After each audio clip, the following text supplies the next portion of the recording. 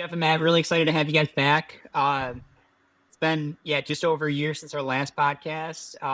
But Jeff, why don't you just kick it off? Give us a quick recap of Globe3 for those that haven't seen that episode or aren't familiar with you guys. Sure, happy to do that, and thanks for having us back, Mike and Skylar. I think it was mid-July of 2023. We were originally on your podcast. Right. Lots changed. A little bit about Globe3 Capital. We are a liquid token crypto hedge fund.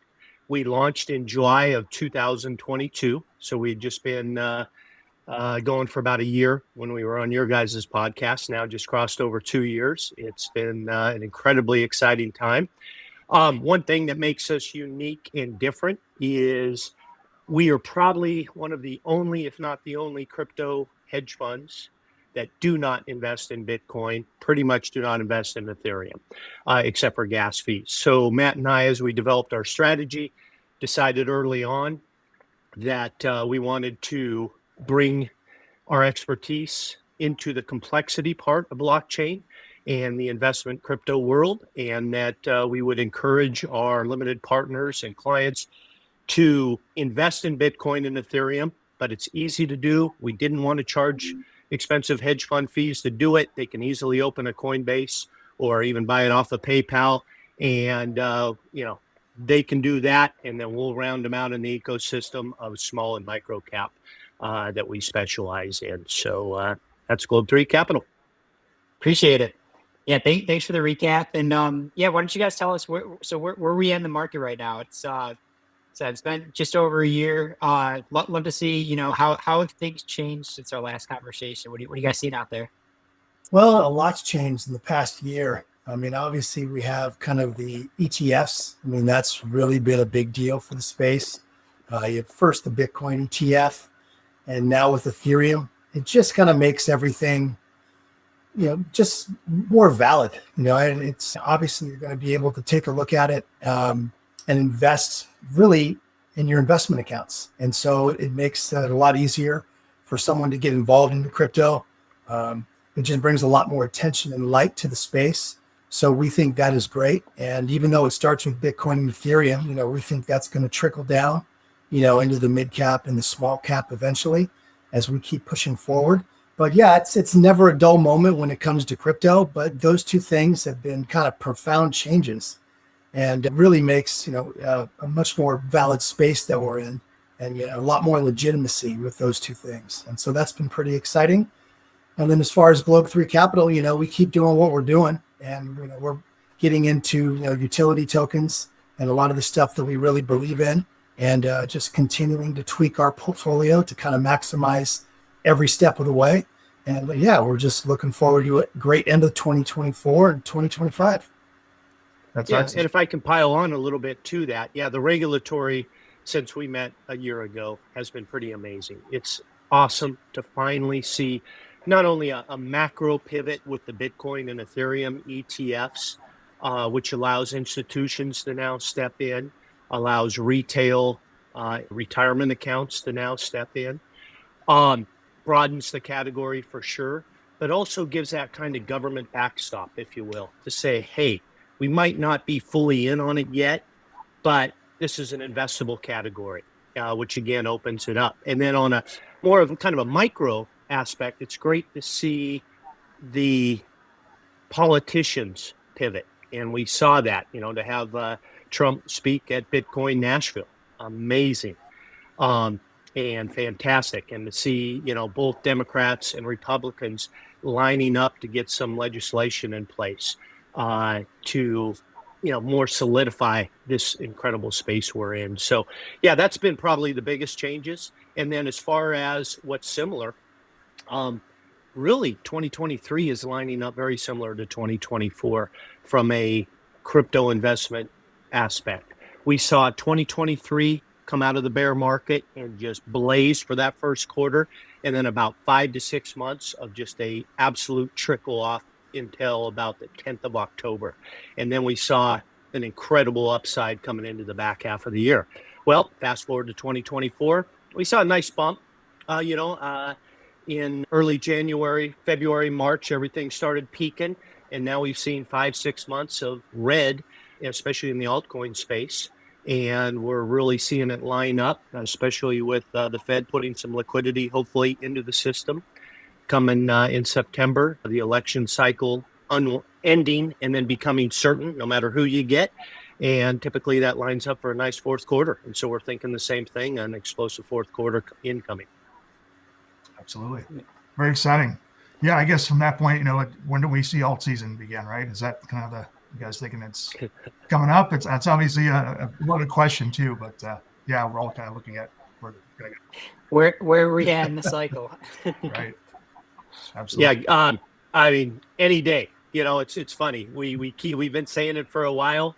I think it starts in the fourth quarter, but I think also because of the ETFs, you're going to see a full ecosystem move up. You're going to see Ethereum get a lot of traction, Bitcoin clearly, and then obviously a lot of that will trickle into the altcoins. We're also seeing a lot of great development in the altcoins of things that have been delayed throughout the year that we think are going to start bringing in the mass adoption, the excitement back into the space. And so, yeah, we're just waiting, and let's hope it starts all soon. Yeah. We're really excited. We're just really excited for a great fourth quarter. We'd like to think that's when it's going to start. Bitcoin's had its moment, and it does kind of have a trickle down effect. Bitcoin makes its run first, and then it trickles into the large cap alts, the small cap alts. So we think our time is coming. We might have been interrupted a little bit with meme coin season, but that looks to be gone away for a little bit, but eventually it'll come, and we're hoping that it's sooner than later. Yeah, absolutely. Any other specific areas or trends you're seeing that you're kind of honing in on specifically that you're excited about as well? Just curious. Well, I would say a lot of the sectors, the ones that are generally pretty popular, we like AI, like everybody else. DeFi has always been a big one of that. Globe3 is big into DeFi, ever since 2020, when I was part of that original swap airdrop, that's been a passion of ours. Obviously, what's been really big too is real world assets. We believe everything's going to end up being tokenized on chain. So, finding great projects in great sectors, that's really a great combination. And, we like when it comes to real world assets, even the creator economy, when you're talking about dealing with artists and musicians. And, we like a lot of the possibilities of creating digital assets and being able to track an asset from inception all the way through. And, the power of blockchain is incredible. So those are some of the sectors that we really like. Another sector we've stepped into is deep in, the physical infrastructure that'll get built out. And that's really, since we met you guys, the infrastructure, the build has continued and increased.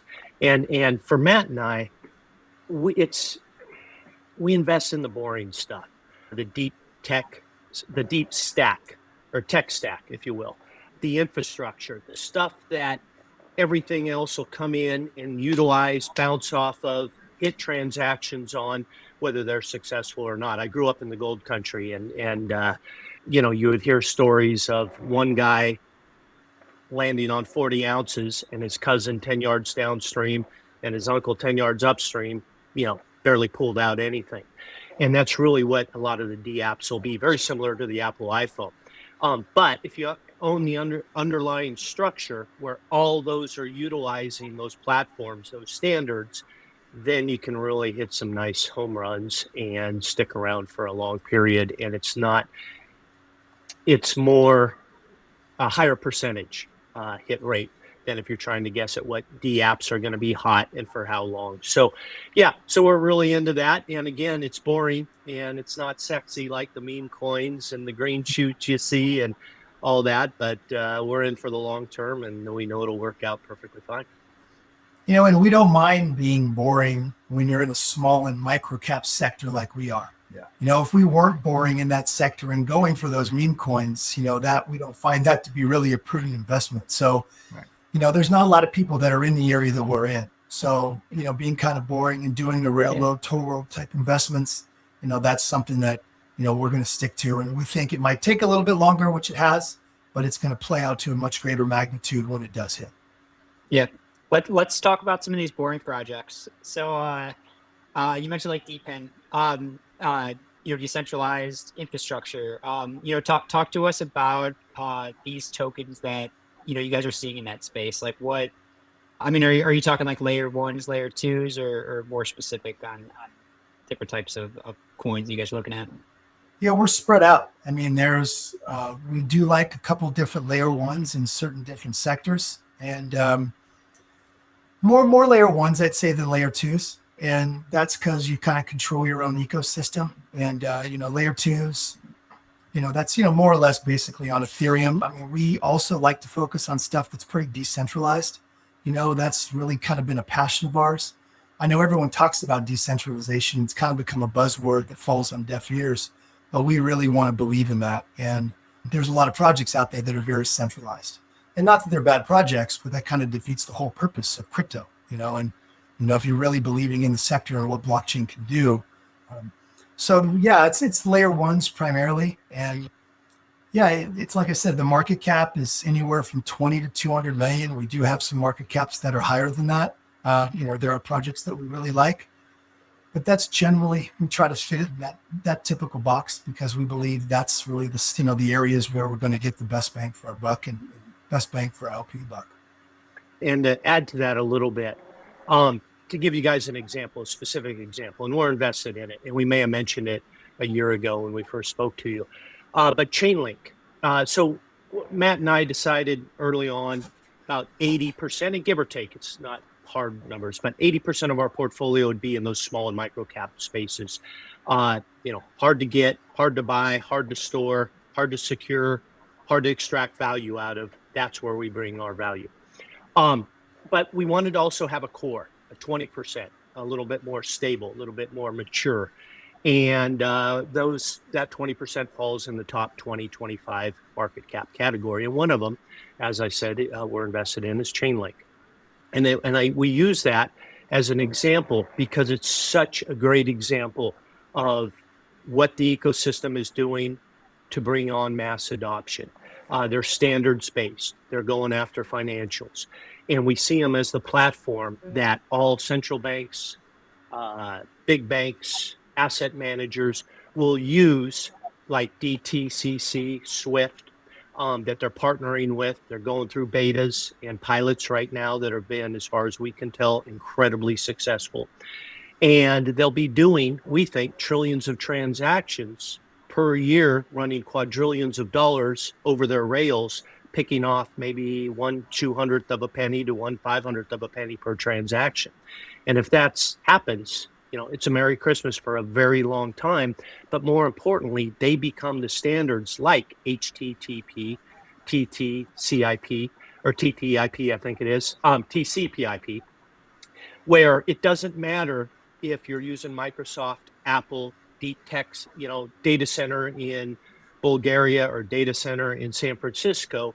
Everybody's using different things, but because they can use the same standards to transmit assets, data, messaging, the internet is successful. And so we look for that, and that's what we find in Chainlink and some of these DPINs and layer ones that we've been sitting on for a while and enjoying and staking.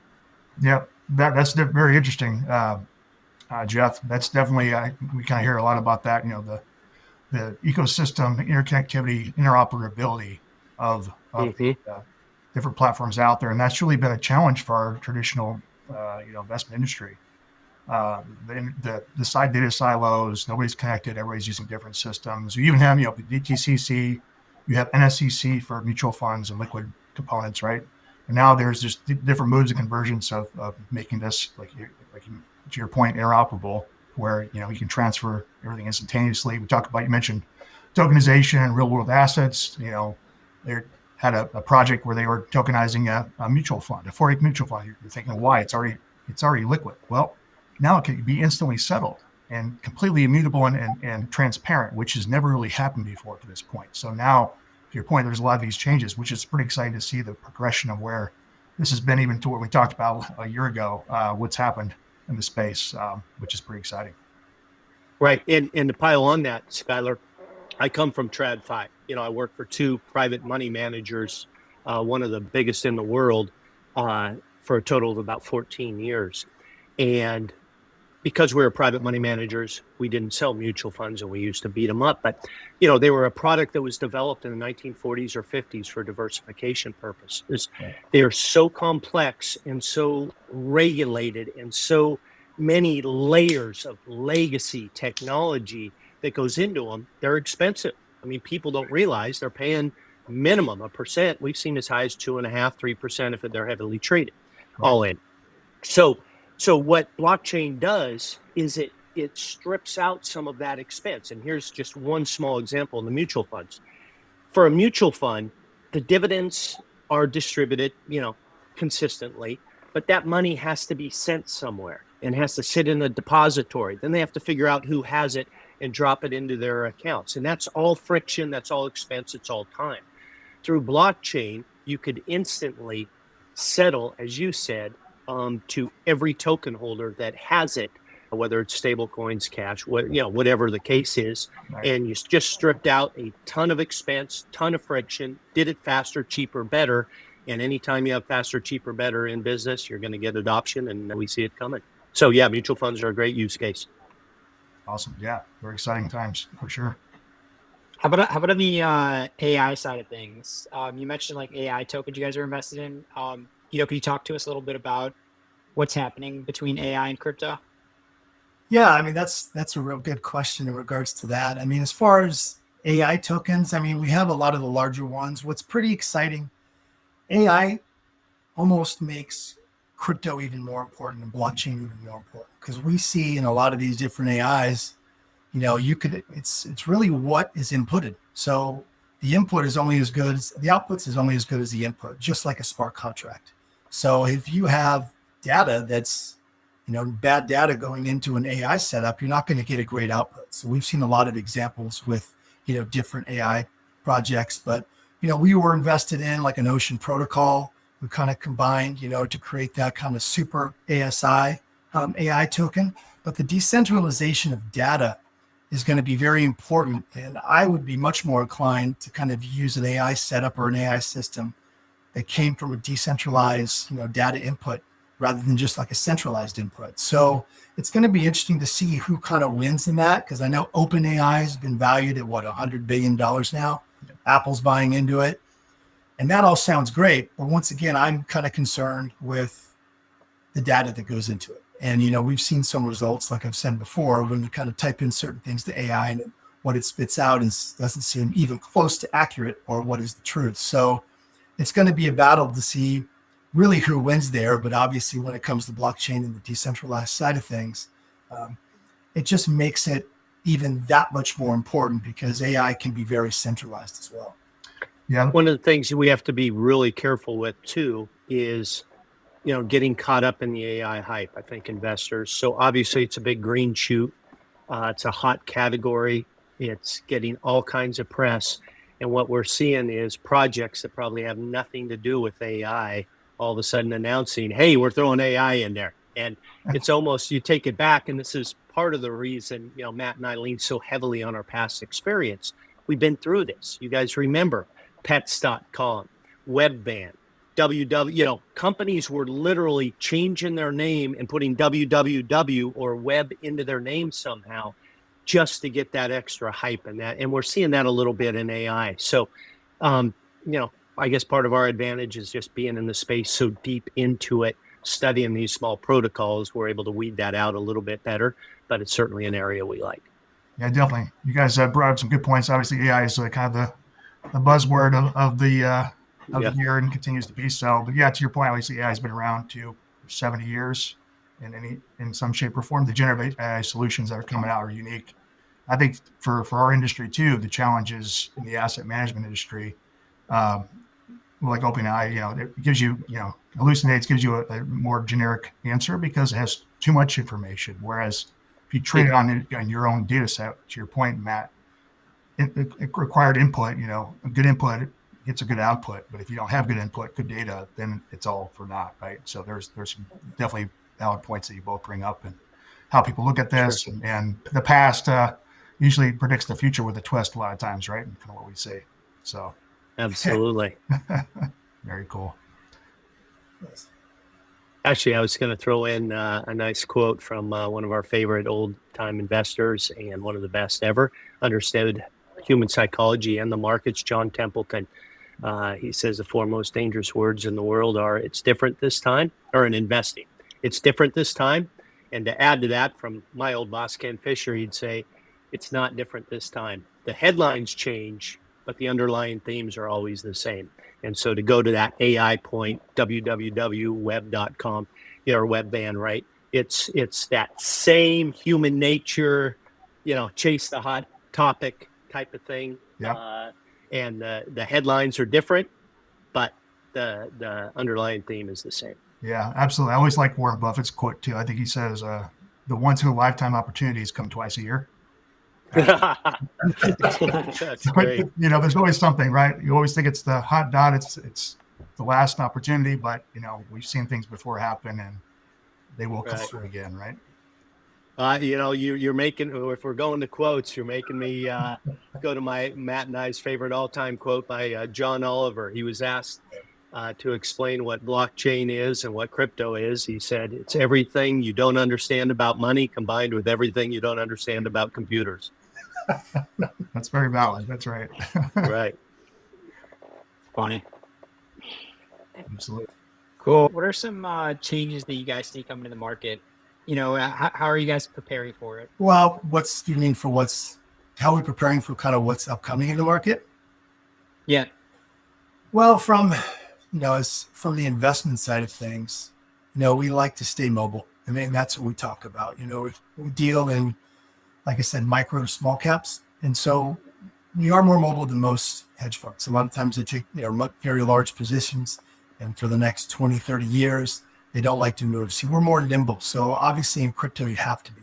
So if certain news comes out or bad news comes out or something you don't like about a particular project, we've been able to quickly roll out of one and into another. We do have a reading list of protocols that we've vetted that we really want to get into our portfolio. And so if need be, we can kind of take one out and replace one. And that's proven to be an excellent strategy for us. And so even in this past year, sometimes you have projects that sell off more than they should.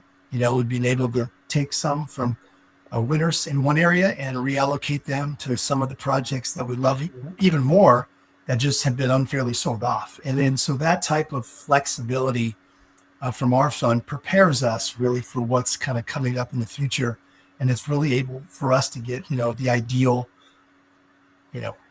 portfolio that we want. And so that's really helped us kind of shape, and we can continue to do that. We don't have to, because things change.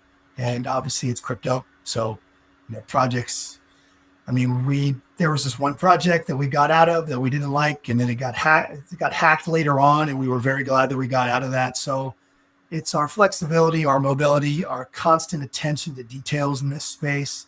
We're always paying attention on how we can improve our portfolio.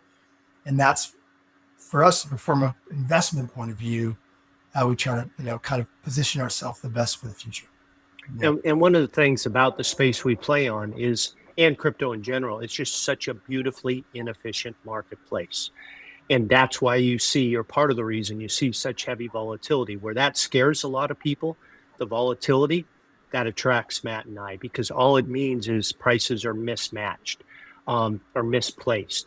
And so for us, if we understand one of our projects and we see it and we know they're developing and just maybe the messaging is off or the environment, in a correction, like through the summer, these 5 months of sales, we can take positions off of other positions and reposition as that price drops. And so it's really been a nice, we've saved a tremendous amount of value just by, as Matt said, being nimble. And then I come from, to answer your question, Mike, I come from a background that was top-down macro. And so when you say, what do we see looking forward? It's where are we now and what do we see looking forward? And for us, the first question we ask ourselves every day is, are we in a bull market? And if that can be answered definitively or with a super high probability of yes, then the volatility, the corrections, everything else that happens along the way is just simply noise, and you ignore noise. So if you can get the backdrop of hey, we're in a bull market. Now we just need to have patience and wait maybe adjust, tweak a little bit, and wait for our time to come, we're in great shape. So we know we're in a bull market. We know it's continuing. Bull markets, typically, if you get your first year bull market, you always get a second year bull market, or almost always throughout history, or in that second year now. 2025 is starting to shape up. We're not ready to make our forecast yet, but we think it's looking pretty good. And then as we sit right now, as we said earlier, we think the fourth quarter is just primed and pumped to have probably one of the best quarters in the last couple of years, easily, if not the last 3 or 4. Whether that happens or not, yet to be determined. But as long as we're in a bull market backdrop, even if we get a third of what we think can happen in the fourth quarter, it's going to be a great year, and that'll get pushed hopefully to a third year of a bull market in 2025. Yeah. Yeah. And just to add to that, people ask us, what's your favorite thing to buy? And we tell them fear. And it's the famous, Warren Buffett quote, be greedy when others are fearful, and so on. And it's very true. And all of retail basically does the opposite. And so we want to, kind of buck the trend and buy fear, because it kind of takes a strong stomach. It's not easy to do. You can talk about how easy it is, but until you do it, and it's tough, but it's what's going to give us the best rewards down the road. We're not afraid of it. We kind of compare protocols all the time. What's a better investment? We do a ranking setup, say, what do we like the best, the least? And we're always trying to optimize our portfolio to set us up best for the future. Oh, that's great. I kind of heard from both of you being nimble, adaptability, when change happens. Obviously, it seems like change is constant in this asset class, in this market, right? I'm curious, from a due diligence perspective with various projects, have you refined that process given all these changes, or is that still kind of a status quo foundational element that doesn't change, or is there certain things that you refine as you see opportunities develop? I'll let Matt talk about this, but he's developed a really unique and awesome system called TES, we call it internally. So Matt, go ahead. Yeah, dive into that. Tell them a little bit about it, and I'll fill in any holes. Yeah, so when we started in years past, I would have kind of a general setup and just say, here's what I look for.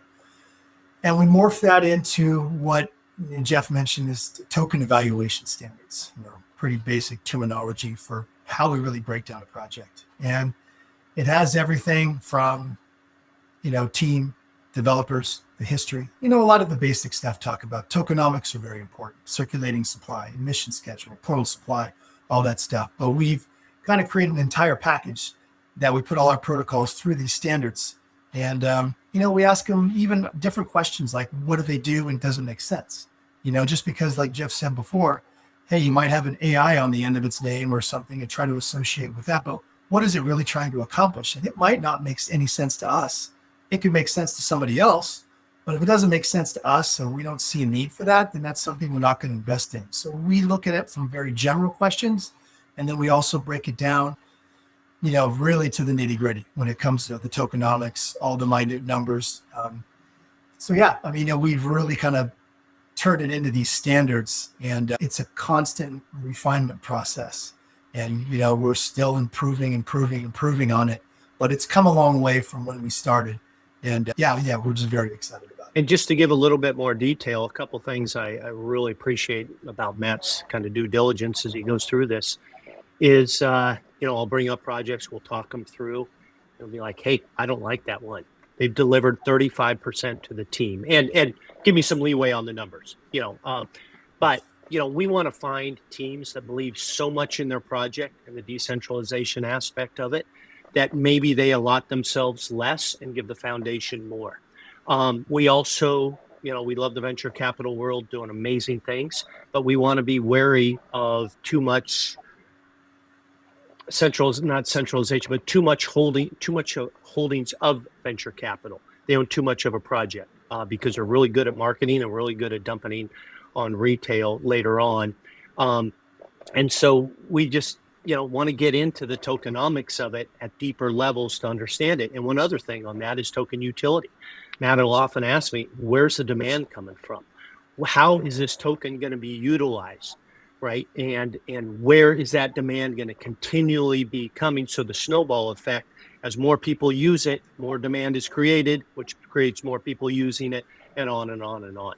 And so, Ethereum's done a fantastic job in their ecosystem of that. And so we've got a lot of great examples of different protocols we can lean on when we're looking at the metrics to say, hey, yeah, this compares nicely to those guys and they have high integrity. And just because a project has a token doesn't mean it's useful or there's any demand for it. They have a token because they want to raise capital. And that's all fine and dandy. But if you want to continue to have a utilized token, we need to see, like I said, where that demand comes from. I've seen a lot of projects that on face value, I really liked. Oh, that makes sense. But then you break down what's the token you do?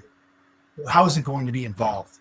And just being part of governance and nothing else, that's really not enough for us. We need to see other ways that this token's going to be utilized. So you just got to be careful out there. I mean, everyone wants to have a token because they want to sell their token. Well, we want to see, the long-term demand for that token. And those are the projects that we look for. And one other thing to that, the great thing about this space is there's plenty of opportunity. We don't have to, we're not looking to buy 15 of 100 or 200 different projects. There's 20,000 projects out there. So as soon as we don't like something, pull the ripcord, on to the next one. So we've got a deep bench and not only, do we hold anywhere from 8 to 20 projects at a time within our portfolio. We've got what we call our bench, and it's a deep bench of maybe anywhere from 12 to 25 next up. So if anything fails, anything changes, or we just want a little more diversification, we've got ones ready to just plug right in. Yeah. And real quick on how we diversify, one of the biggest ways is within sectors like we talked about before. We don't want to have 10 AI tokens, 12 real world asset tokens. But if we have a few tokens in each of the sectors that we like, that's probably the easiest way for us to diversify. So we have kind of a broad spectrum of protocols that are within our portfolio.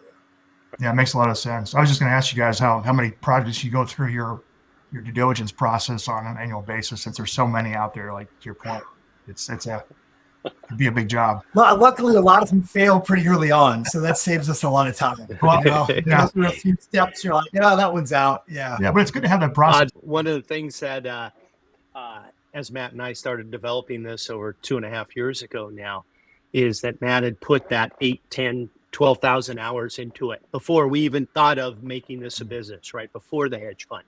And I think passion really, really helps you cut through. Or maybe, if you're an analyst, you get hired by a hedge fund and they say, hey, go study these 10. It's like being told in your sophomore year in high school, read this book. Well, not a lot of fun. But if you're reading the books during the summer because you love reading, you're going to have a bigger passion for it and you're going to have a broader and better understanding. So I got the benefit of 10, 15, who knows how many hours, 15,000 hours of Matt's background since 2014, just reading everything he could and understanding it, but also concentrating on the small projects. So I had to do a lot of catch up, and I don't know how many hours a day I read, but it's got to be 3, 5, 7. I am constantly reading, constantly sending them articles, different stuff, grabbing it from everywhere. And it's quite the space. It's just, you just never feel like you can ever catch up, but that's also the advantage. Yeah, well, passion obviously is very important, right? To have that, and obviously a great partner, that complement each other as to how you bring forth a fund or opportunity or project in a space where this can be very emotional, all the different angles. I like what you said earlier. You said buy the fear, which I think is pretty cool, because then when you have a due diligence process around that, you don't have to be fearful of yourselves then, right? You're buying the fear, but you're not having to worry about being fearful of how you're going at different opportunities, which is pretty cool. Yeah, when you get in a position where when it goes up you win and it goes down you win because you're able to buy more at better prices. Right. It's kind of a nice spot to be in. So especially with the projects that you really like, and then that makes it a lot easier. Rather worry about it if it goes down a little bit, because we're long-term investors. In the end, we might be flexible and mobile, but we're looking at this in a 10, 20-year timeline. I was talking with Jeff earlier. We were talking about even like an Amazon chart. If you look at Amazon between 99 and 2006, it traded within $1 or something like that. I mean, it was barely even moving. Well, how many projects do we have that really have been around for more than 4 or 5 years? If I quit Amazon from 2009 and I said, I want to sell it all in 2003, this thing's $1. I'd be kicking myself, so we're not worried. It's sometimes things just take a little bit longer to happen. And people just have to be more patient. And that's what we really don't have in this society. Crypto's crazier than the stock market ever was. So there's a lack of patience, and also we try to rein in all those shiny objects. It's like the crypto landscape could be Mad Max Armageddon. And when people first get in, it's like, man, it's just, you get emotional. You see all these meme coins. You're just going bananas. You're just throwing money everywhere. And it turns into an absolute disaster. But if you've been doing this as long as we've been doing this, it's kind of a calm presence. Say, okay, let's reel it in. Let's make some good investments. And also let's, stick to the long-term strategy, because this is not a 2-month, 2-year time horizon. We're looking a lot longer than that, but it's hard to keep your wits about you. And then that's what we're here to provide to our LPs. We're going to keep their wits for them. Say, okay, it's fine. We're going to do this the right way. Yeah. We've seen this before. And yeah. And to pile on the Amazon, Matt and I also came across some other stats, and give me a little leeway on these stats too. But at one point we read Amazon had a 12-year period, and I think it was between 2005 and 2017. Now, if you look at that period, out of those 12 years, I think it's 8, 9, maybe 10 years were bull market years. Every year, Amazon from peak to valley was down as much as 58%, as little as 38%. So call it 60 to 40%. They had a peak to valley drop, which is, in the world of equities, pretty darn staggering.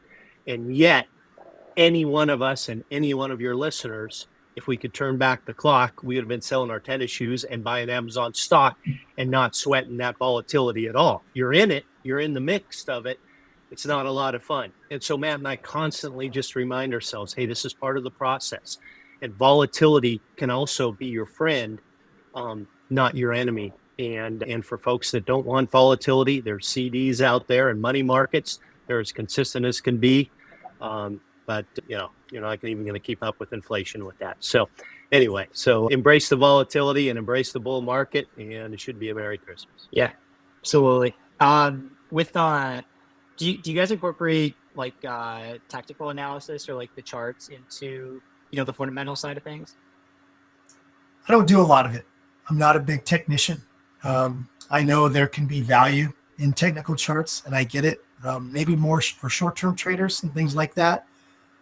But since we have such a long-term time horizon, I don't do a lot of chart analysis. I'll pay attention to some interesting theories from time to time, but it's nothing that I really put to the test in our protocols too much. Like I said, we're on too long of a time horizon to really focus too much on the charting technicals.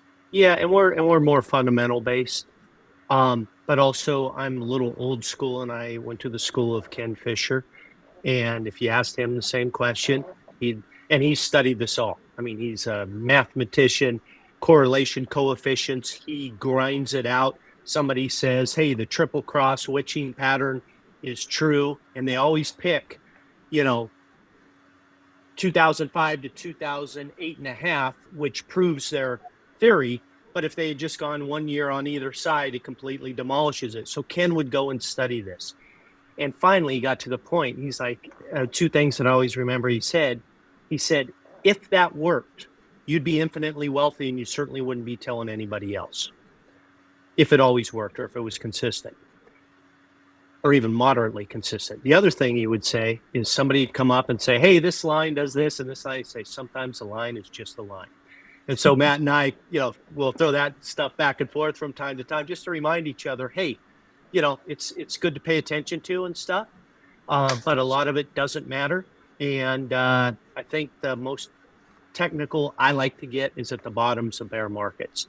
That's where you can kind of get the most tactical, because there is a baseline to valuation at some point. And a great example, the house I live in, back in 2009, it would have cost, or 2010, 2011, it would have cost something like $330,000 at the time to build it. But the value was $250,000. Now it's 1.6. So at some point when you can buy that house at $250 and it would cost you to build the same exact house at $350, there's value there and there's going to be a floor. And so really, to me, that's the best time to use technical analysis at the bottoms of bears. Anything you guys want to talk about that we haven't covered yet? Oh, good question. I think we covered a lot. Yeah. What about you guys? Anything off topic? Well, one thing that is really interesting to us is the election cycle. And as we mentioned earlier, just the pivot of the politicians to now start embracing it. And just a reminder to your viewers, 52 million, it's estimated, Americans have either traded or owned crypto. And I suspect that number's going up now that people can go to Fidelity and Schwab and buy Bitcoin and Ethereum in their IRAs if they didn't have access before. And it's becoming a more mature, albeit slower than we would have anticipated, a more mature asset class. As Mr. Wonderful Kevin O'Leary says, crypto will be the 12th asset class. Just watch. And we certainly believe in that. So it's fun to see the change, and people that, like my cell phone, I would have told you probably in 1994, I'll never own a cell phone. And now I panic if I'm 10 minutes, if I haven't seen it in 10 minutes, right? So people will say the same thing about crypto, Bitcoin, et cetera, and you're seeing those people flip. And every time somebody flips and makes a little bit and gets to the white paper, reads or understands the value of blockchain and cryptocurrency, that 52 million numbers going up. So all that coming into space, it's really glorious to just see the demand increase and the adoption happen, and people like you guys being on the forefront of it. Yeah, and we like to say, watch what people do and not what they say. And you can get people from the current administration saying, oh yeah, it's time we really want to start embracing crypto. And then 24 hours later, a Wells notice goes to OpenSea. So I don't know really what I believe, but I certainly am not believing your words if your actions are saying the complete opposite. Right. So that's what I would recommend to the viewers do, really, in almost any circumstances. Hate to say it, I'm going to tell that to my daughter. Watch what boys do and not what they say. Be very careful. Very true. But definitely applies to kind of the election cycle. And, we're seeing mixed messages from one side, and we'll see what happens. But it is exciting because a lot of people are coming around. And, we're just looking for, hopefully, a very bright future. Yeah, and actually, I'm going to pile on that, yes, if there was anything else to talk about. Yeah, that Wells notice to OpenSea was an absolute shocker. I mean, what's next? Pokemon cards and baseball trading cards, it can be endless at some point. And so to see what we would think would be overstepping at a time like this, as everybody's starting to pivot and bipartisanship getting behind this new asset class and starting to support it was a big disappointment. Yeah. And the fact that it's all based off a 1933 securities law. Like, okay, let's get some laws up to date, almost 100 years old, and we're still pretending as if this applies anything to crypto and blockchain. Yeah, they need to figure something out. Yeah, definitely a big disappointment there. I think, not to also saying that the market's been asking for regulatory clarity for a long time. Yeah. With no response, right? I mean, or little response at this point in time, or the response being, we'll regulate by enforcement, which is what we've seen at this point in time, right? Which, there definitely needs to be a change there, 100%. Well, the benefit to this is we have the roadmap with the internet, right? Taxation and adoption, and just letting the innovators innovate, the risk takers take risk, and we saw what that did. And I saw a chart, I don't remember it exactly, but it's 18 of the 20 biggest internet companies in the world, or 29 to 30, all in the US. And if we want that with crypto, we've got to do the same roadmap. Well, right now, and I think we'd all agree, we're behind a little bit, maybe a lot. But the advantage to that is once we realize it, and once we, the politicians and the legislators and the power structure gets behind it, if we accelerate that and catch up, we can flip it, and then you see a big and fast turn, and that might be setting up 2025 we haven't, and part of the reason we know we're still in a bull is sentiment is still low. We're maybe in the optimistic stage, but we're certainly not in the euphoric stage or anywhere near it. Maybe still skeptical stage. Then have to move to optimism, then euphoria. And you get that kind of momentum and that kind of movement, and you get that blow off top. That blow off top can last a very long time, which we've seen in all bull market cycles. But we get another year and a half, 2 years, 2.5 years out of this bull market. We're going to see some big valuations. Yeah, I think that, honestly, I know I think the last like 6 months of consolidation puts us in a good spot for that potential bull run. 100% agree. Obviously, could go either way, but the market needed to cool down. I think we peaked in like March or April or whatnot. And like you said, 6 months of consolidation.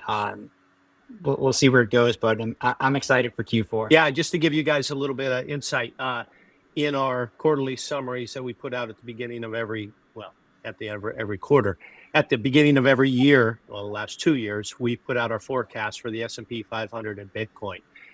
This year, January 1st, Matt and I decided that the S&P 500 would finish at or above 17%. We were out there on the optimistic curve quite a bit. When you look at Bank of America, Goldman Sachs, all those guys. And I looked this morning, it was right at 17%. So we'll see where it ends, but we're feeling good about that one. And then our Bitcoin forecast was 124,000. I don't know when it peaked, March, April, when it was at 73, but we were looking pretty good then. We're going to have to double from here. I think it's within reason. But I would say our forecast, or Matt and I would agree, we would think it'd be above 100,000 by end of year, but I think 124 is very reachable. Yeah, very exciting times for sure, guys. Yeah.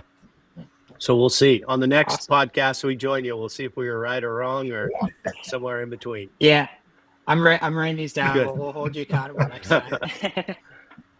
Awesome. One kind of like last like fun question for you guys. Is there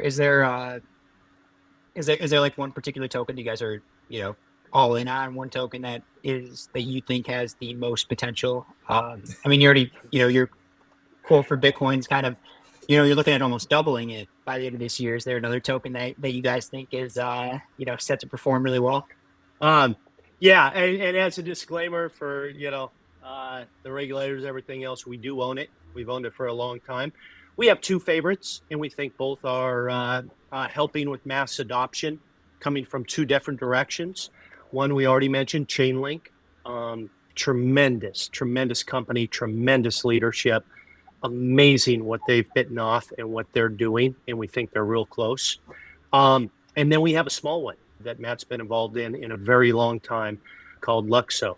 And the founder was an Ethereum OG, started with Ethereum 6 months before they went mainnet, stayed with them for, I think, 3 years. And in 2017-18, rolled off on a new project and wanted to fix things that were broken in blockchain through creating standards.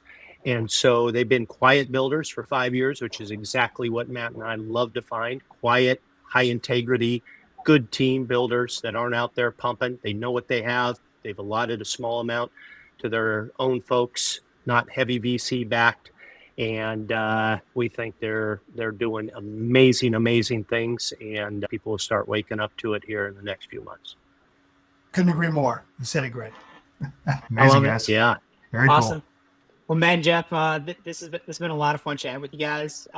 Really appreciate you guys taking the time once again. Where could people go to connect with you guys and learn more about Globe3? Sure. LinkedIn is a great spot. Both Matt Layson, Jeff Embry, myself are active on LinkedIn. Our company, Globe, with the number 3 Capital, is also on LinkedIn. Our website, we keep everything pretty stealthy, pretty quiet. But you can ping us through that or ping us on LinkedIn. And we're slightly active on Twitter. We're getting a little bit more and more, but we've got a page there. And happy to chat with anybody that's interested in getting to know us more. Awesome. Well, we appreciate the time, guys. We'll make sure to include all that in the show notes. And great having you on the podcast again. This has been a great conversation. Thanks again.